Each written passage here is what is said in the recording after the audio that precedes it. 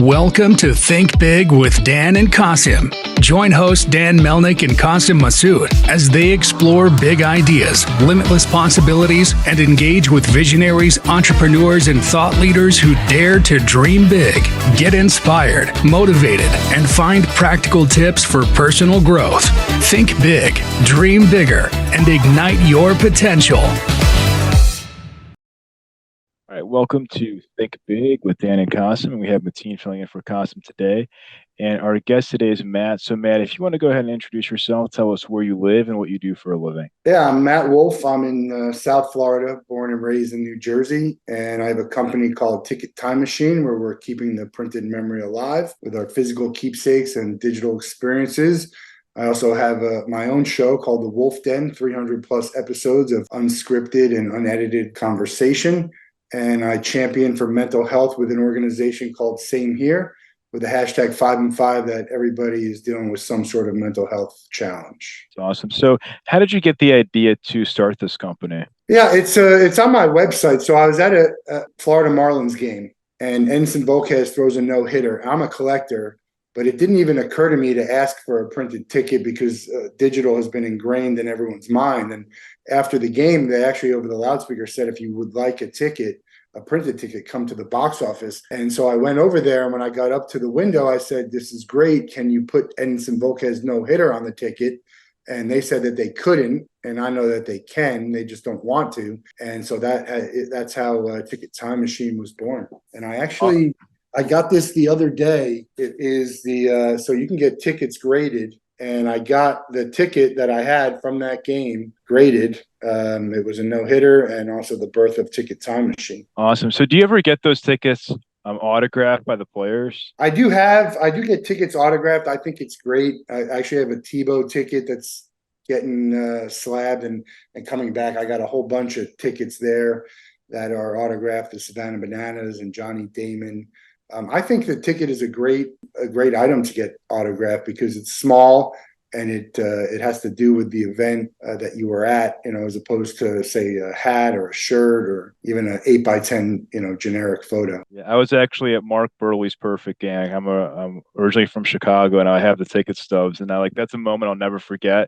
And having those tickets, I'm like, I can always look and I'll like that game was like just so cool to be at. Yeah, it's a top 5 sports moment for me. Definitely, it's the tension in the stadium as you're going there. You're just so nervous for the pitcher and the team and excited. And I think no matter who you're rooting for, I think you're rooting for the no-hitter, even if it's against your team since you're there. A funny story, we have a friend whose wife told him he had to leave the Johan Santana no-hitter in like the 7th inning. It was so we some good banter on that. So you mentioned that you were at the Edison Volquez no-hitter, but I mean, like, would you say that was like your top sports moment, or is there like, something else that you think is like the top sporting event that you've been to? No, I'm a huge Gator fan. That's why we're orange and blue.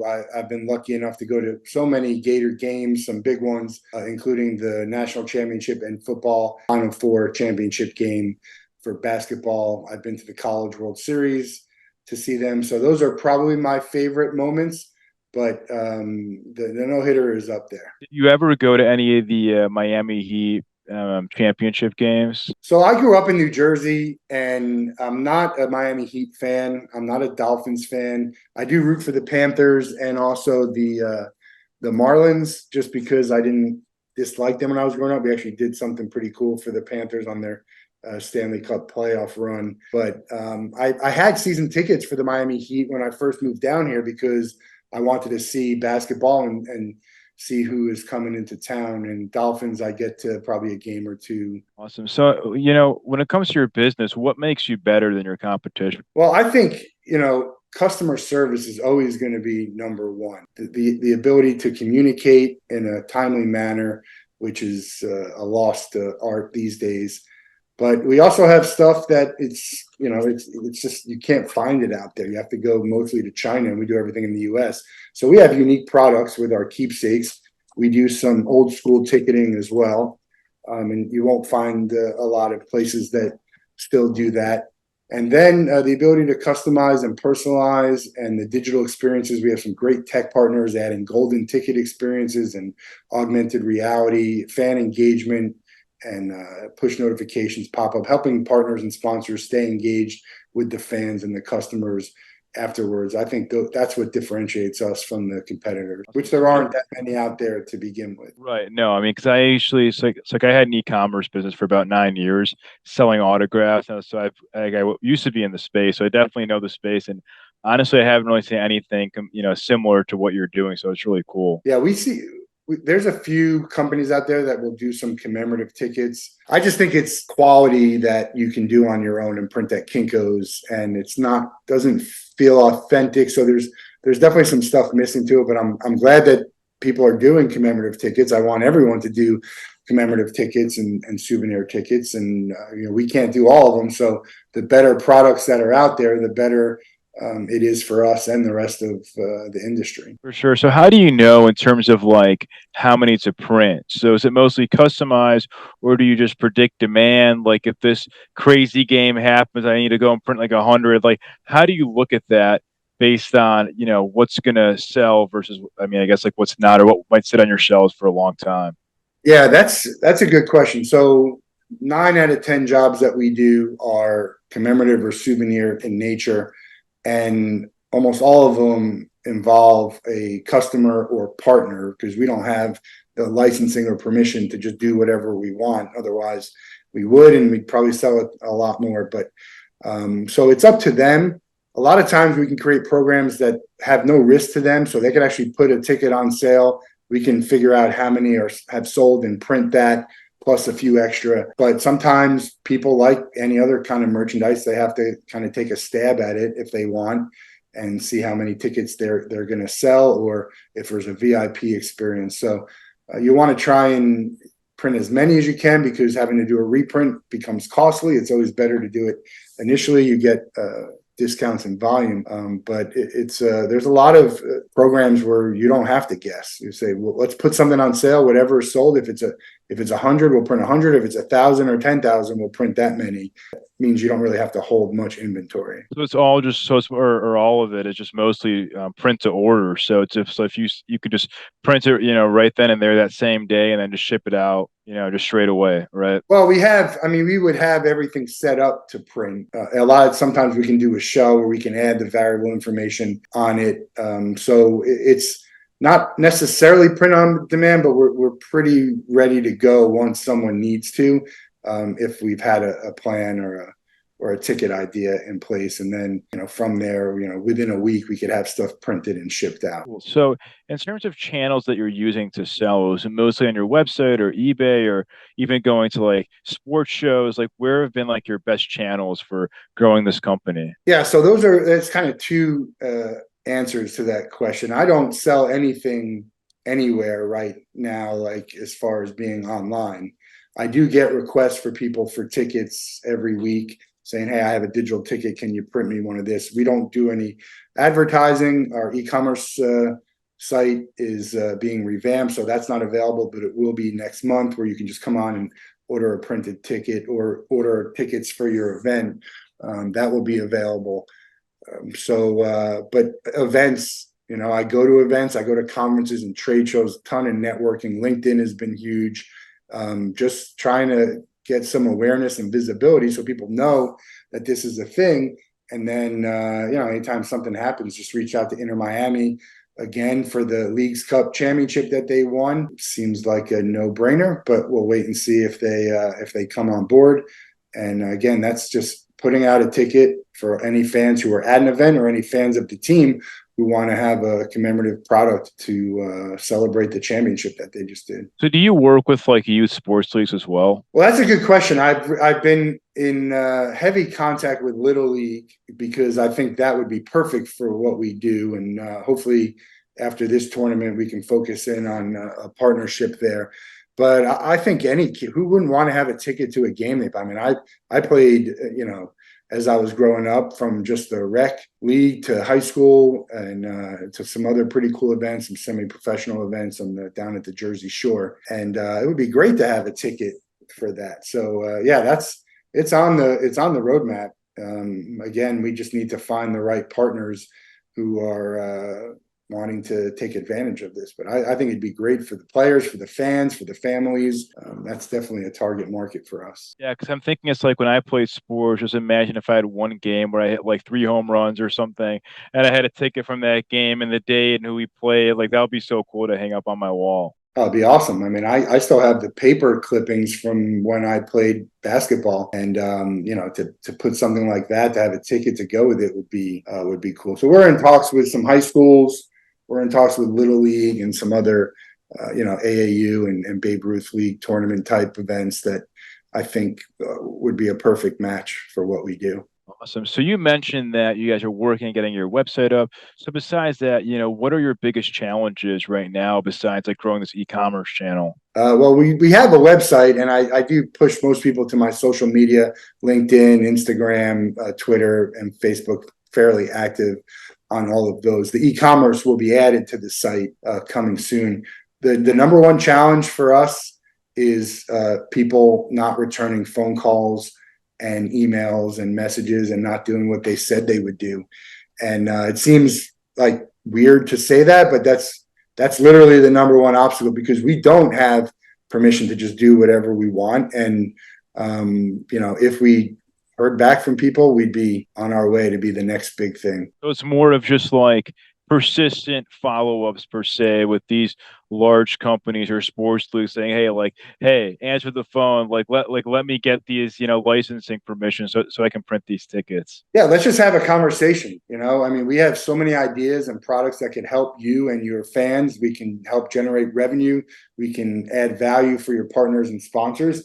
So it's just a matter of having a conversation with the right person at the right time. Right timing is a little bit tricky, because you never know exactly when someone might be in that discussion, when they're planning for the next event. But we can work for events that happened in the past, events in the future. We can work as your events are going on now. We can create something at the end of it where people can order.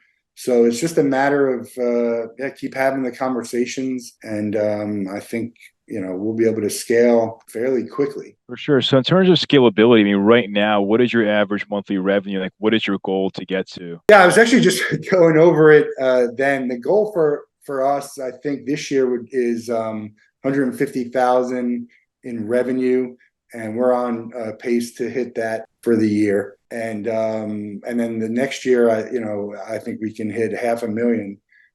But it's so hard to project these things, because you just never know what's going to happen with events. Are they going to have it this year? A lot of the stuff we do is a one-time thing. So I don't worry as much about my projections. Our goal is to get every conversation that we have into a printed ticket for the fans. I think that is more for when you have a team and you got to set them up for success and you got to, incentivize them.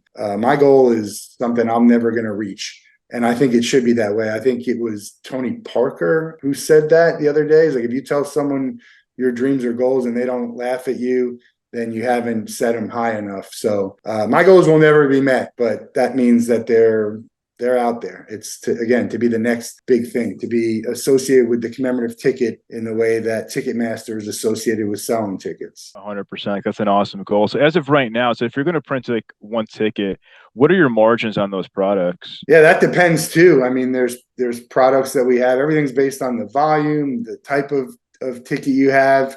As far as low-hanging fruit for anyone who wants to print a commemorative ticket, we have these that the stock you can get as low as 10 cents. And, I sell these for $5 a piece and, customized and personalized. So if you do the math on that, that's probably the best way to generate some revenue. But it just depends. I mean, for me, again, I started the company because I'm a fan and I want fans to have it. The printed memory and keepsake has been taken away.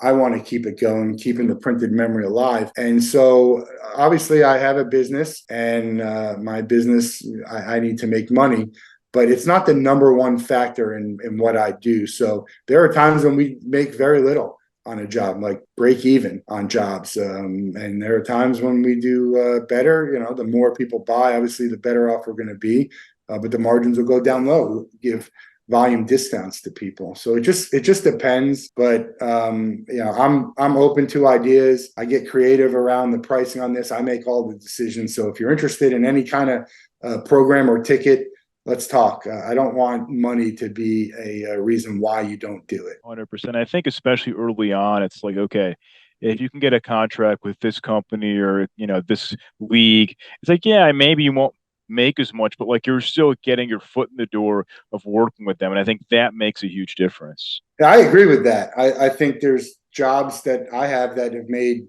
the least amount of money that have been the best for me as far as branding and visibility, the samples that I have to show. I'm wearing a Bananas hat. They're a great customer of ours. Just sent them a proposal today, hopefully to do some more stuff with them.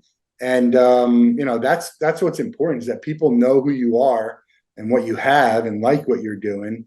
And the rest of it will fall into place. Awesome. So, like you mentioned, adding this e-commerce feature. So, I guess right now, technologically, like, what is one other thing that you're looking at that could really help you in terms of value and grow your business? Well, that's it. The e-commerce portion, the ability for someone to just come, click, enter their information, and click on a button, whether it's buying one of our animated tickets for an event that someone chooses to put on, or whether it's one of our generic thermal tickets that they just want, a quick ticket, or maybe they want badges to a small event that they're having, and they can just order it right there and without having to involve me and my team.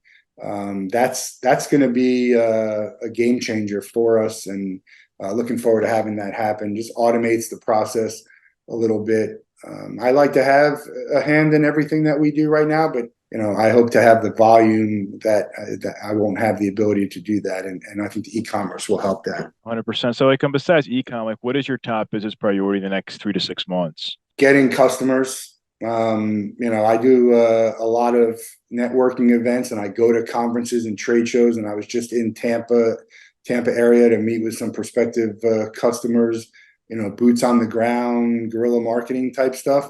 That's my priority between now and the end of the year, and just getting focusing on the opportunities that are closer to the finish line, or that I think could get there relatively soon, and just keep with the outreach. Just keep following up with those that I've been in touch with, making sure the people that I'm working with have everything they need, and just trying to get more customers in. So, what is the one biggest piece of advice that you wish you knew before you started this company? That it would take longer than it is. There's a lot of just things that I thought would be easier than they are. And I know it takes time, and I didn't think it would be easy, but stuff like being able to hear back from people ordering when they say they're going to order, and relying on that. That's it. I'm not sure what I would have done differently, but from a mental health perspective and a mindset, it would have been better to know that, because I thought that we'd be further along than we are. And that's not to say we're not in a good place. We have some great customers, and our products have evolved, and added some new tech partners that we're really excited about. I thought we would have been further along than we are, if I'm being honest. For sure. And I think we've done so many of these podcasts, and I hear that all the time, Matt, and it's just like, something that it's always takes longer than you think. It's always patience. And it's like a lot of it just making progress. Like, you're making that progress. Like, okay, now I'm on the phone with this league, which I didn't think I could. Now I'm talking to them. Like, it might take longer because there's like a big contract, but like, you're making that progress. And I think that's a big part of it. Yeah, we're excited about everything that's going on. Everything is trending up, and it's a matter of time. You have to have the ability to get through that time financially, as well as mentally. And I think that's, maybe a big mistake for people. I'm all in. I'm invested all in on it. And that's, I think that's how you have to be. And that includes your time, your money. We have conversations with people who have these ideas and they want to do it, but they want to raise all this money for it before they actually have it. When you have that much skin in the game, and it motivates you. I don't have an option other than making this work. So it will. I have no doubt about that. And that's why I continue on the way I do. Yeah, I think, don't let it stop you from starting. That's some advice that I would give. Just do it and have confidence in it, especially if it's something you believe in, and work your ass off and do everything you can to make it happen, and surround yourself with good people. I have a circle of people who give me advice, and you can talk to anytime, and they cheer you up and they motivate you, and you do the same with them. That to me is the most important thing. And I knew that going in. And so it keeps getting reinforced as I see other companies and people with their success and the companies that don't succeed. 100%. And I'll tell you the same thing. I always tell Martinez. I know he's been kind of shy, but I always tell Martinez, I'm just like, for us, the same thing, man. I'm like, we are doing, like, for me, it's like whatever it takes. I'm like, this company's going to be successful. There's no other way.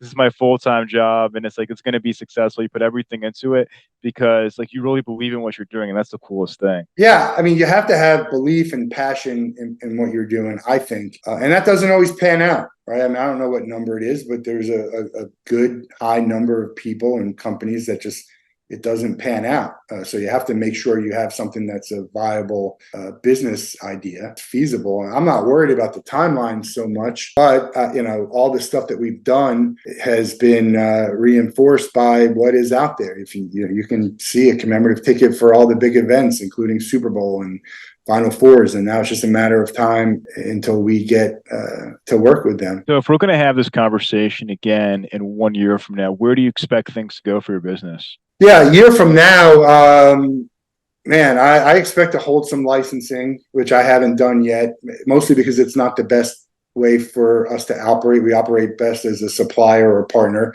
but I expect to have some licensing for next year for some events and brands. I hope my show will be monetized a year from now. I hope to have at least, 3 or 4 of my top targets that we're going after. Little League is certainly one of them. Major League Baseball is another one. But there's so many opportunities out there for events that you've never even heard of that have 10,000 people attending it. Anytime you have 10,000 people coming to an event, that's an opportunity and an event that should be commemorated. Yeah, I mean, I would say even 500 people. I mean, it could be a smaller crowd, but they're diehard fans, and it's like if you find the right niche, that's all you need. And I think it's. I have a ticket time machine goal of in 2025 to have a ticket time machine suite at the Swamp in Gainesville for football. So that's a goal that I have by 2025. I got 2 more years to get it, but I'm very confident that we will have that. I mean, anyone can get it, but it has to make sense for me to put the money towards it. So I'm confident that I'll be there. But yeah, any event, it doesn't matter how big or small. If you're doing it, there's a reason why you're doing it, and there's definitely options and ideas to commemorate. And we're happy to help have a conversation about those ideas. It's not just we don't want to be the type of company where you just come to us when you need something. We want to have a seat at the table and have those discussions with you because we have best practices and ideas that have worked and what doesn't work. It's what we do. So we're not just a printing company. We're a commemorative product company, and we aim to share ideas and we want to be as a part of the process as you'll allow us to be. Sure. Well, Matt, we're rooting for you. But before we wrap, do you mind sharing your website and social media handles, like the best way somebody watching this could find your company? Yeah, I am about as accessible a person as you will ever meet. My website is tickettimemachine.com. I'm on LinkedIn with myself and my company. Facebook, same, myself and the company. Twitter, self and the company at Ticket Time, MACH1 is Twitter. And then ticket_time_machine on Instagram. But find me anywhere. You can find my email. You can find my phone number. I reply to 99.9% of every message and email I get. And I look forward to when I don't have time to do that.